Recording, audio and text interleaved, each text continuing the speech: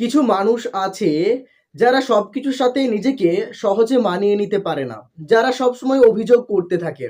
আর এই অভিযোগ আর না মানিয়ে নিতে পারাটাই তাদের জীবনে চরম অশান্তির কারণ হয়ে দাঁড়ায়। প্রত্যেকটা মানুষেরই তারা খুঁত বার করতে থাকে। প্রত্যেকটা মানুষকে তারা সংশোধন করে দিতে পারে না। প্রত্যেকটা মানুষের ভুল ত্রুটি নিয়ে সমালোচনা করতে থাকে।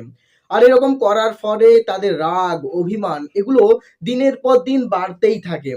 আর এই মানুষটা রাগ, অভিমান, ক্ষোভ, দুঃখ, জ্বালায় এতটা পরিমাণে জর্জরিত হয়ে পড়ে যে তখন তার সামনে মনে হয় যেন এই পৃথিবীর কোনো কিছুই তার পক্ষে উপযোগী নয়। কোনো মানুষই বোধহয় তার সঠিক মূল্যায়ন করছে না। কোনো মানুষই বোধহয় তাকে ভালোবাসছে না। আসলে সেই মানুষটা জীবনের প্রতি এতটা বিরক্ত হয়ে গেছে, আসলে সবকিছু জিনিসের মধ্যেই সেই অশান্তির একটা কারণ খুঁজে বার করছে। তাই ছোট ছোট কারণেও আজকে সে সমস্যার সৃষ্টি করছে।